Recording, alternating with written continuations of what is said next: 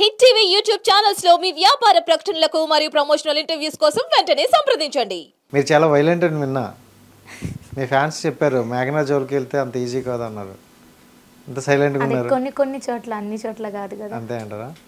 So ఎలా ఉంది life? అంతా హ్యాపీనా? హ్యాపీ అంటే హ్యాపీ ఏం కాదు, అలా సాగుతుంది. అలా ఉంది. సో రైట్, అంటే మీ ప్రాపర్ గురించి మాట్లాడదాం. ఎక్కడ మీ ప్రాపర్? మాది యాక్చువల్లీ ప్రొద్దుటూరు.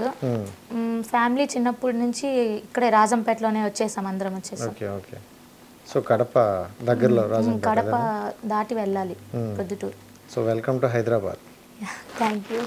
సో అంటే చూసుకుంటే మీ జర్నీ నేను చూసా, చాలామంది దగ్గర కూడా తెలుసుకున్నా ఏంటి మేఘనా గారు ఏంటనేసి. అంటే చాలామంది చాలా డిఫరెంట్గా చెప్పారు. సో అది నేను కొన్ని సీరియస్గా అడుగుతా, మీరు ఓపెన్గా చెప్తారంటే. ఓకే. సో అంటే ఫస్ట్ ఆఫ్ ఆల్ మీరు ఒక డాన్సర్.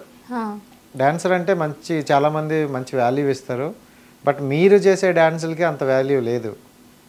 సో ఎందుకు స్టేజ్ డాన్సర్గా వెళ్ళాల్సి వచ్చింది? అంటే నాకు చిన్నప్పటి నుంచి డ్యాన్స్ అంటే ఇంట్రెస్ట్ బాగా. సో డ్యాన్స్ చేయాలని నాకు అనిపించింది, కానీ ఆపర్చునిటీస్ వచ్చాయి, బట్ నేను వెళ్ళలేదు. ఎందుకంటే ఇంట్లో చదువుకోమని చెప్పేవాళ్ళు. సో దానివల్ల నేను పోలేకపోయాను. బట్ ఇంట్లో కొంచెం చాలా కష్టం వచ్చేసింది, అసలు ఏం చేసుకోలేకపోయాము. ఎవరు సపోర్ట్ లేదు, ఫాదర్ సైడ్ నుంచి లేదు, మదర్ సైడ్ నుంచి ఎవరు లేరు. మా ఫ్రెండ్ ఇలా ఈవెంట్స్ చేస్తా ఉన్నింది, తను ఇలా చెప్పింది, సజెషన్ ఇచ్చింది, నేను వెళ్తున్నాను, నువ్వు కూడా వచ్చి జాయిన్ అవుతే మనీ వస్తుంది, నీకు కొంచెం ఇంట్లో ఏదన్నా జరుగుతుంది అనేసి. సో అందుకని నేను రావడం జరిగింది. స్టార్ట్ చేసావు. ఫస్ట్ వెల్కమ్ ఈవెంట్స్ స్టార్ట్ చేశాను, అలా అలా డ్యాన్స్ వచ్చేసాను, ఇలా ఈ ఫీల్డ్లోకి వచ్చేసాను. సో నీ చూస్తే చాలా చిన్న ఏజ్, ఇంకా నీ కెరియర్ చాలా ఉంది, చాలా చూడాల్సినవి ఉన్నాయి. ఇప్పటివరకు నువ్వు చూసినవి వేరు, బట్ ఇంత చిన్న ఏజ్లో ఇలాంటి డెసిషన్ తీసుకోవడం నీ కెరియర్కి బ్యాడ్ అవుతుందని ఎప్పుడు అనిపించలేదా? అనిపించింది, కానీ వాళ్ళ మాటలు వీళ్ళ మాటలు పట్టించుకుంటే కెరీర్ ఎప్పుడు అక్కడే ఆగిపోద్ది.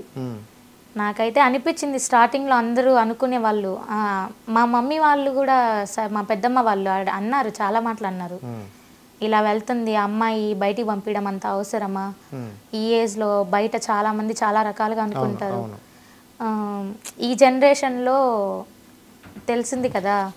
సో అది ఫస్ట్లో తిట్టారు, వద్దనే తిట్టారు చదువుకోమని, కానీ ఇంట్లో ఉండే కొద్దీ మా పరిస్థితి చాలా డౌన్ అయిపోయింది, చాలా డౌన్, అసలు పడిపోయింది, ఏం లేదు. అంటే ఇంట్లో సిచ్యువేషన్స్, ఫైనాన్షియల్ సిచ్యువేషన్స్ ప్రతి ఒక్కరికి వస్తాయి, బట్ అలా వస్తాయని ఇలాంటి డెసిషన్ తీసుకోవడం కరెక్టా? ఎందుకంటే ఇది కెరీర్ మీద ఎఫెక్ట్ పడుతుంది. సో మేబీ నీకు పడే ఉంటుంది ఆల్రెడీ. సో అలాంటి డెసిషన్ తీసుకునే ముందు ఒకసారి ఆలోచించలేదా నువ్వు? ఆలోచించాను, మమ్మీని కూడా అడిగాను, మమ్మీ ఇలా నేను వెళ్తాను అని పర్మిషన్ అన్నీ తీసుకున్నాను అందరి దగ్గర.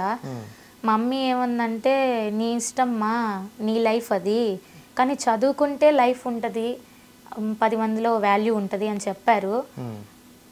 ఇంక ఇంట్లో వాళ్ళ కోసం తప్పలేదు, రావాల్సి వచ్చింది. కెరీర్ మీద మచ్చ పన్నా పర్లేదు, రావాల్సి వచ్చింది. పడింది. సో జనరల్గా అంటే నార్మల్ డాన్సర్లు అంటే ఓకే, కొంచెం ప్రౌడ్గానే చూస్తారు. స్టేజ్ డాన్సులు అనేసరికి ఫస్ట్ ఆఫ్ ఆల్ చాలా ఈజీగా ఏదైనా మాట అనేస్తారు. సో మీరు వెళ్ళే దీంట్లో చాలామంది ఆడియన్స్ అనే మాటలు మీరు వింటూ ఉంటారు.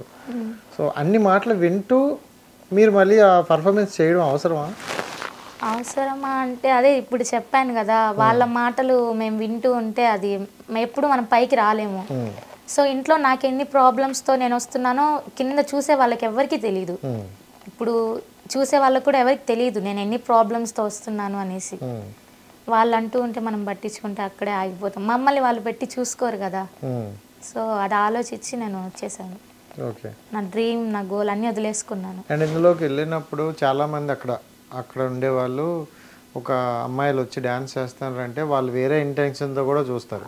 సో వేరే ఇంటెన్షన్ అడుగుతారని కూడా తెలిసింది. సో మీరు అలాంటివి ఏమైనా ఫేస్ చేశారా? చేశాను.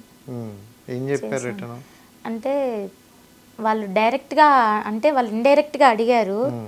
నేను చెప్పాను, అంటే మేము డ్యాన్స్ చేస్తాం కానీ మరి ఇలా చేసే వాళ్ళం కాదు, మేము ప్రాబ్లమ్స్తో వస్తాము, మీ ఇంట్లో కూడా ఆడవాళ్ళు ఉంటారు కదా, సో కొంచెం రెస్పెక్ట్ ఇవ్వండి. నాకే కాదు, స్టేజ్ పైన ఉన్న డాన్సర్ కానీ ఇంటి నుంచి బయటకు వచ్చి ఇలా చేసే ప్రతి ఒక్క అమ్మాయికి మీరు ఇలా రెస్పెక్ట్ ఇవ్వండి, ఇలా అడగడం కరెక్ట్ కాదు, మీరు అలా చూసుకునే వాళ్ళైతే వేరే వాళ్ళు ఉన్నారేమో, బట్ మేము అలా కాదు అని చెప్పేసి తనకి నేను చెప్పాను.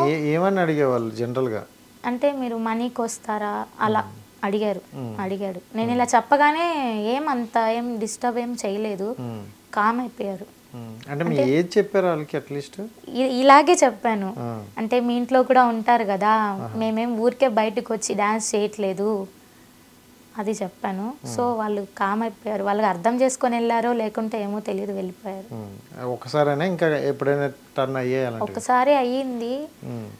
ఇంకా జరగడం అంటే ఇన్స్టాగ్రామ్లో ఫేక్ అకౌంట్స్లో క్రియేట్ చేసి మెసేజ్ చేయడం కూడా జరిగింది. సో ఇన్స్టాగ్రామ్లో కూడా ఉంటాయి మీకు? వచ్చాయి, ఇన్స్టాగ్రామ్లో చాలా వచ్చాయి.